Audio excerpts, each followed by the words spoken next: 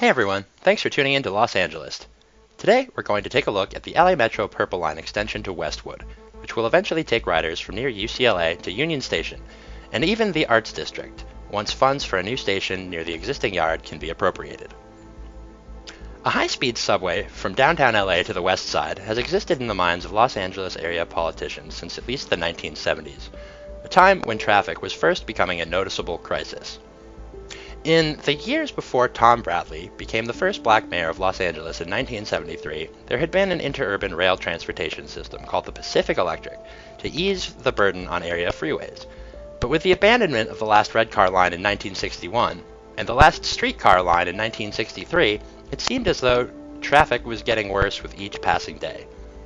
While the rush hour traffic jams of the 1970s would probably seem quaint to modern drivers, even then it was already so bad that there was a growing political will to construct a subway down Wilshire as part of a larger rebirth of rail transportation in Los Angeles. Mayor Bradley's staff had initially hoped to break ground on an ambitious regional rail rapid transit system similar to the Sunset Coast Lines envisioned by former local news anchor and then county supervisor Baxter Ward, which even then included a subway to the west side, within 18 months of taking office. So what happened? What's taking so long? While methane-phobic former LA Congressman Henry Waxman can be blamed for about 10 to 15 years of the delay, the honest answer to that question at this point is Republicans, Beverly Hills, and old-fashioned depressing racism. After several decades and more frivolous lawsuits than I would care to keep track of, the Purple Line subway extension is now finally happening, and a German-made tunnel boring machine has already been purchased and shipped in pieces to California for the purpose of digging the tunnel.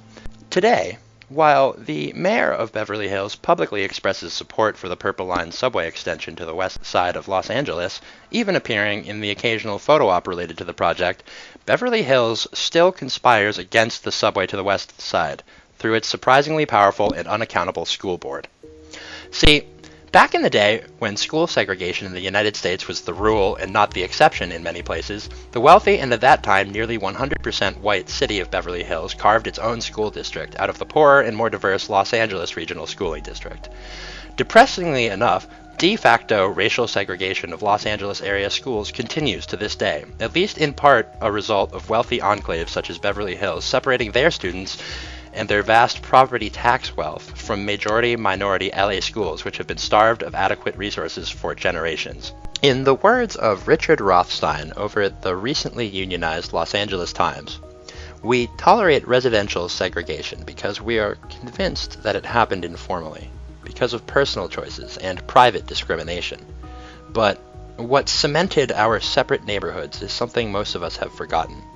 Government's unconstitutional and systematic insistence on segregated housing in the mid-20th century, establishing patterns that persist to this day." In 1981, matters were made worse still when a racist lawsuit succeeded in court and the busing of poorer minority students into wealthier, whiter school districts like Beverly Hills was halted in California.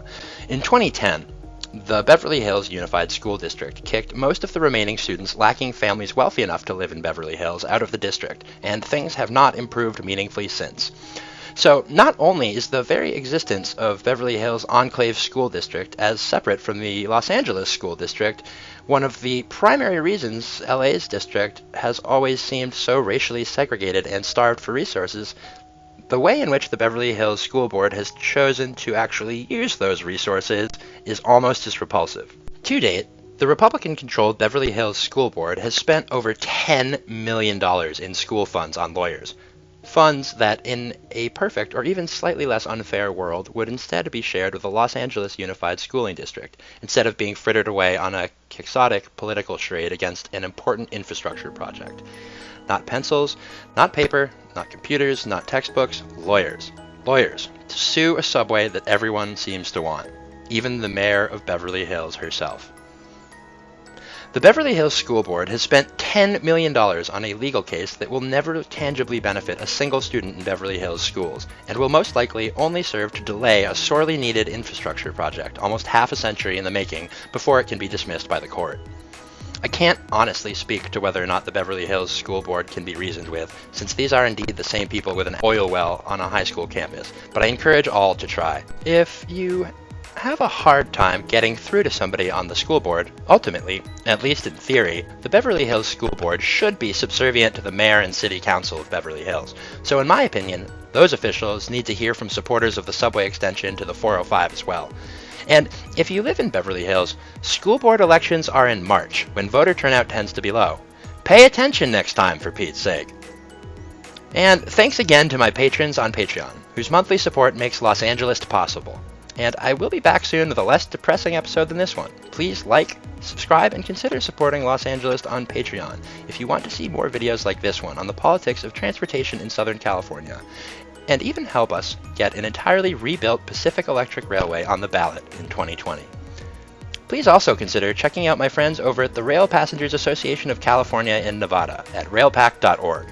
RailPac essentially does a more formal version of what I do here on YouTube by lobbying on behalf of rail passengers like you and I, and pushing for improved passenger rail service right here in California and throughout the American West at the state, local, and federal levels. And for anybody interested in learning more about the history of Los Angeles Metro Rail, I recommend you check out the book Railtown by Ethan Elkind. Links to everything in the description. Thanks for watching. Please like and subscribe.